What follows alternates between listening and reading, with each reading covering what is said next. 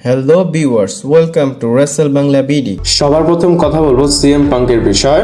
রেসেলমিনিয়ার পরে যে Monday night রটা হয়েছিল সেখানে আমরা সিএম পাঙ্কে দেখেছিলাম, তারপরে আর সিএম পাঙ্কে আমরা দেখতে পারিনি। অনেক লম্বা টাইম হয়ে গিয়েছে, লাস্ট এপ্রিলে আমরা তাকে দেখতে পেরেছিলাম।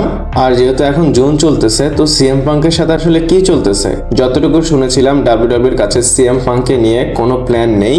যদি ক্রিয়েটিভ প্ল্যান থাকতো তাহলে আপনারা এতদিন সিএম পাঙ্কে টিভি শোতে দেখতে পারতেন।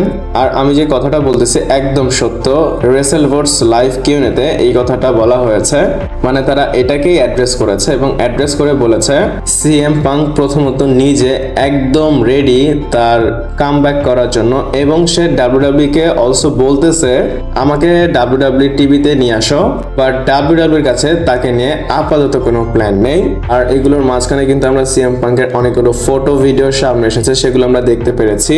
এবং সিএম পাঙ্কের একটা ভিডিওতে আমরা দেখতে পারলাম সিএম পাঙ্ক তার জিমে ট্রেন করতেছে, এবং ভিডিওতে বোঝাই যাচ্ছে সিএম পাঙ্ক বাল করেছে। তাকে দেখে আগে থেকে অনেক বেশি মাস্কুলার লাগতেছে। যদি আপনারা আগের সিএম পাঙ্কের সাথে এখনের সিএম পাঙ্ককে কম্পারিজন করেন তাহলে অবশ্যই মাস্কুলার বা তার যে বডিটা বেড়েছে সেটা বুঝতে পারবেন। সিএম পাঙ্ক যখন রিটার্ন করবে, মানে টিভি শোতে আবার আসবে, তাকে আপনারা একটু চেঞ্জ বা ডিফারেন্ট দেখতে পারবেন। সবই ঠিক আছে, আমার এখানে একটা প্রশ্ন, ডাব্লিউডাব্লিউ ক্রিয়েটিভের কাছে কেন তাকে নিয়ে কোনো প্ল্যান নেই? যেমন সিএম পাঙ্ককে নিয়ে প্ল্যান নেই, লিভ মর্গানকে নিয়ে প্ল্যান নেই, তারপর ড্রু ম্যাকিন্টায়ার তো অ্যাবসেন্ট, তাকে নিয়ে কোনো প্ল্যান নেই, তারপর র্যান্ডি অর্টন তাকে নিয়ে তো কোনো প্ল্যানই করে না। আমার কথা হচ্ছে এতগুলো মেজর সুপারস্টারদের নিয়ে যদি আপনাদের প্ল্যানই না থাকে, আপনাদের প্ল্যান কাকে নিয়ে? মনে হয় এলিনাইটকে নিয়ে প্ল্যান করে, রয়েস কিসকে নিয়ে প্ল্যান করে। ডাব্লিউডাব্লিউ এইসব সুপারস্টারদের জন্যই প্ল্যান বানায়, আর মেজর সুপারস্টারদের জন্য প্ল্যান বানায় না। এছাড়া আপনাদের বলে দেই, সিএম পাঙ্কের সাথে কোডির একটা ফিউড বা স্টোরি হতে পারে, এটা আগেই তারা টিজ করেছিল। ডাউন দ্য রোড ফিউচার আপনারা এই ম্যাচটা বা এই ফিউডটা দেখতে পারবেন। আবার আপনারা এটা মনে করেন না সিএম পাঙ্ক আসবেই সাথে সাথে কোডির সাথে ফিউড করবে, এটা মাঝখানে বা শেষের দিকে হবে। আমি যদি এখানে কোডির বিষয়ে কথা বলি, কোডিরও যে রাস্তা ক্লিয়ার সেটাও বোঝা যাচ্ছে না। গুন্থারের সাথে যদি ডাব্লিউডাব্লিউ রিম্যাচ করানোরই হয়, তারপর রোমান রেন্সের সাথেও তার ম্যাচ টিজ করতেছে, তাহলে র্যান্ডি অর্টনের সাথে যে ফিউডটা হয়েছিল সেটার মিনিং কি হলো? সেই ফিউডটাও তো এখনো আনফিনিশ আছে। রোমেনের সাথে তো একটা সময় কোডির ম্যাচ হবে, তাহলে র্যান্ডি অর্টন এসে কিভাবে ওই ফিউডে ইনভলভ হবে? দেখেন অনেক কনফিউশন প্রত্যেকটা ফিউডে। আমার মনে হয় ডাব্লিউডাব্লিউ নিজেরাও বুঝতেছে না তারা কি করবে। ডাব্লিউডাব্লিউ একটা টাইমে অনেকগুলো পাথ মানে রাস্তা বের করেছে, তো তারা কোন ডাইরেকশনে যাবে সেটা বুঝতেছে না। যাই হোক, সিএম পাঙ্ক এখন চায় ডাব্লিউডাব্লিউতে আসতে, সে নিজেকে প্রিপেয়ার করেছে, বাট ডিপেন্ড করে ডাব্লিউডাব্লিউর ক্রিয়েটিভ টিমের উপর। তারা যখন চাবে তখনই সিএম পাঙ্ক আসবে। এরপর কথা বলবো ব্রন বেকারের বিষয়।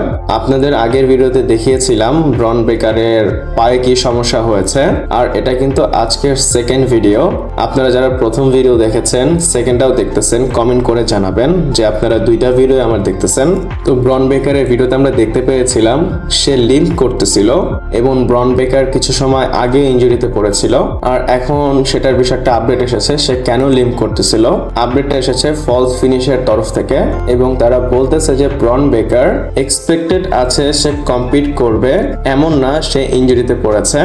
ব্যাংকড আপ ডেফিনেটলি ছিল, মানে হার্ট হয়েছিল, বাট ওইরকম কোনো এফেক্টিভ ইনজুরিতে পড়েনি। যদি ইনজুরিতে পড়তো তাহলে তাকে ডাব্লিউডাব্লিউ টাইম অফ দিত, এবং সে লাইভ ইভেন্টে কম্পিটও করেছে। আর ম্যাচটা অবশ্যই সে স্যাচ রলিন্সের এগেইনস্টে করেছে লাইভ ইভেন্টে। যদি সে লাইভ ইভেন্টে কম্পিট করতে পারে, মানে করেছে, মিন্স সে একদম পারফেক্ট আছে, মানে ফিট আছে। টিভিতে ডাব্লিউডাব্লিউ রিস্ক নিতে পারে, কিন্তু লাইভ ইভেন্টে রিস্ক নেবে না, যেহেতু তাকে লাইভ ইভেন্টে কম্পিট করিয়েছে, সে একদম ফিট। যারা আজকে আপনারা ফার্স্ট ভিডিও দেখে চিন্তায় পড়েছিলেন যে ব্রন বেকার কি ইনজুরিতে পড়লো, এই ভিডিওতে আমি অ্যান্সার দিয়ে দিলাম, ব্রন বেকার ডেফিনেটলি অ্যাক্টিভ থাকবে ডাব্লিউডাব্লিউতে। এরপর কথা বলবো ড্রু ম্যাকিন্টায়ারের বিষয়, এবং আপনাদের আমি বলেছিলাম ড্রু ম্যাকিন্টায়ার রিটায়ার করবে, তো সেটা নিয়ে একটা আপডেট এসেছে, এবং আপডেট এসেছে রেসেলভার্সের তরফ থেকে। রেসেলভার্স লাইভ কিউএনএতে অ্যাড্রেস করা হয়েছে যে ইমিনেন্টলি ড্রু ম্যাকিন্টায়ার চলে আসবে ডাব্লিউডাব্লিউতে। যেহেতু এখানে ইমিনেন্টলি শব্দটা ইউজ করা হয়েছে, তার মানে সে খুবই তাড়াতাড়ি আসতেছে।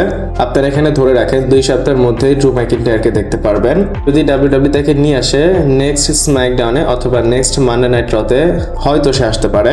আবারও বলে দেই ড্রু ম্যাকিন্টায়ারকে নিয়ে তারা কি করবে বা তাদের প্ল্যান কি, সেটার কোনো আইডিয়া আমাদের নেই। আমি আসলে চাই ড্রু ম্যাকিন্টায়ারকে নিয়ে ভালো প্ল্যান করুক ডাব্লিউডাব্লিউই। ম্যাকিন্টায়ারকে সবসময় স্ক্রু করা হয়। আমার অ্যাকর্ডিং এ মনে হয় ড্রু ম্যাকিন্টায়ারকে মিডল একটা টাইটেল ফিউডে দেওয়া উচিত।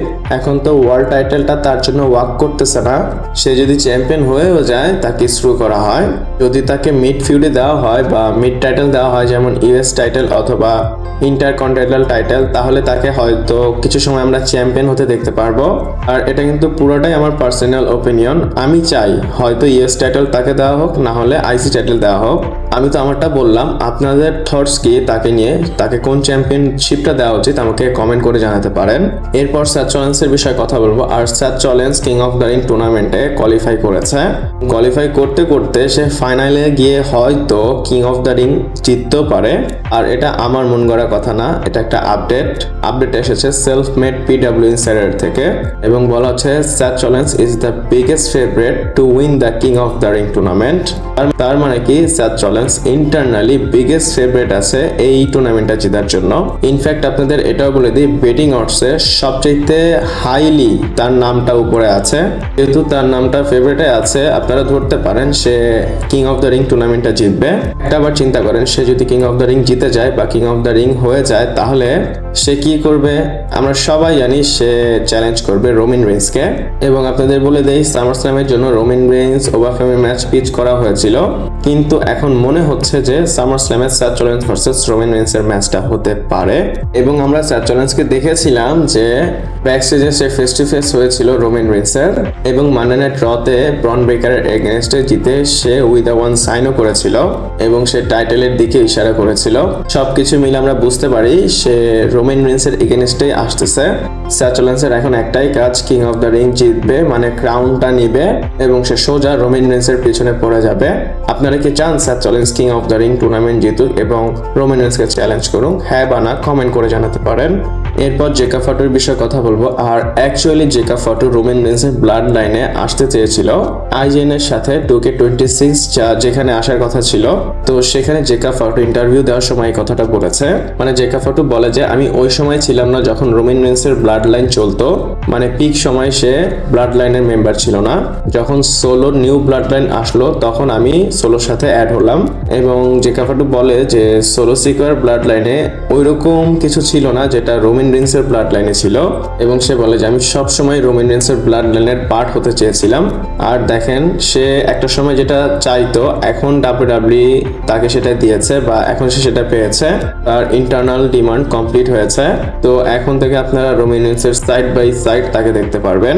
এখন আপনারা রোমান, জিমি, জেকাবকে রুল করতে দেখতে পারবেন WWE কে।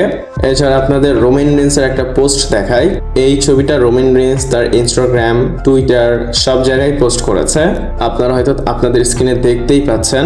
এবং এই পোস্ট দেখে বোঝাই যাচ্ছে রোমান রেইন্স একদম গোলাম বানিয়ে দিয়েছে জেকা ফাটুকে। এবং রোমান রেইন্স ক্যাপশনে লিখেছে টাফ লাভ। আমরা রোমান রেইন্সকে এই ছবিতে সামনে দেখতে পাচ্ছি, সে WWE ওয়ার্ল্ড চ্যাম্পিয়ন পরে আছে, তার সাইডে আছে জে উসো, তার পাশে আছে জেকা ফাটো, এবং একদম কর্নারে জিমি উসো। আর একটা জিনিস মিস হয়ে গিয়েছে, রোমান রেইন্স কিন্তু উলাফালাও পরে আছে। তো আমরা বলতে পারি এটা রোমান রেইন্সের নতুন ব্লাড লাইন। তো আবারও বলে দেই, রোমান রেইন্স এই নতুন ব্লাড লাইনকে নিয়ে অরা ফার্মিং করা শুরু করে দিয়েছে। আপনাদের এই ছবিটা বা এই ব্লাড লাইনটা কেমন লেগেছে আমাকে কমেন্ট করে জানাতে পারেন। আর আমি আশা করি পুরো ভিডিওতে আপনারা ভালো ভালো ইনফরমেশন পেয়েছেন যেটা আপনাদের দরকার ছিল। যদি ভালো লাগে চ্যানেলটাকে সাবস্ক্রাইব করবেন, ভিডিওটাকে লাইক করবেন, কমেন্ট করবেন, ফ্রেন্ডদের সাথে শেয়ার করবেন। পরবর্তী ভিডিওতে আবার দেখা হচ্ছে।